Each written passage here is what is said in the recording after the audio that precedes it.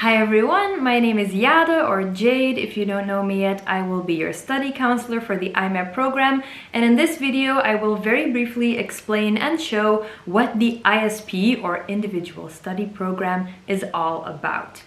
Now I'm fighting the sunlight here as the sun is setting, so the lighting in this video might be all over the place, but just get cozy with me, grab something cozy to wear, get yourself a mug of something, tea, coffee, and let's get started. If you want to know where to find the ISP, you can just look below this video. I will put it in the video description. And if you want to know what an ISP is, it's basically the final step in your enrollment process. When you open the ISP, you will see a list of all the Imeb courses, either the 3-year program courses or the short program, depending on which one you enrolled for. You will see all of the courses listed, and on the right side you will see if it's a phase 1 course, a phase 2 course, or a phase 3 course. If you are a new student, you're lucky because then normally the system has already automatically added all of the obligatory phase 1 courses. If you're a returning student, the ISP is probably empty and you'll have to fill it out manually. So if you are a returning student and let's say you're going to phase 2, you're just going to go to the left side of the ISP and just mark off all of the courses that you want to add to your program this year. One more thing, on the right side of your ISP, you should be able to see what group you've been sorted in.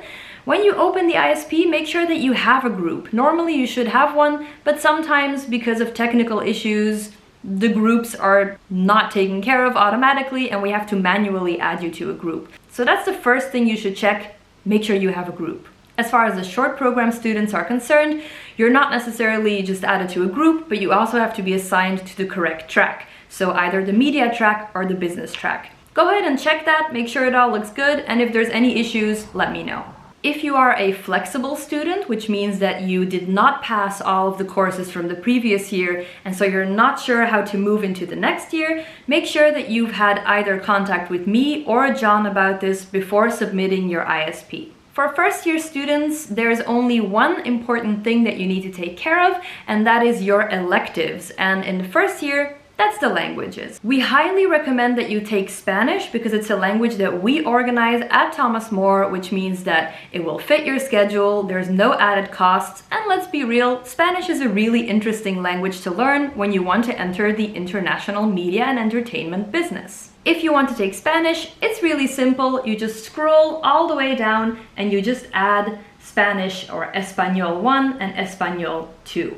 But let's say you are very passionate about K-dramas and K-pop and you really want to learn Korean.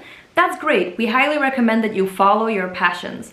If that's the situation, you have to find an external school that offers Korean courses. You have to send that program to me, and if I approve it, you can do that instead. Keep in mind that it will cost extra because the enrollment fees of that school are not a part of your Thomas More enrollment fees. If that's what you want to do, then instead of taking Español in your ISP, you will add Foreign Language 1 and Foreign Language 2. One last option is taking a Dutch course at Thomas More, which we do offer, but I don't necessarily recommend it because of practical issues.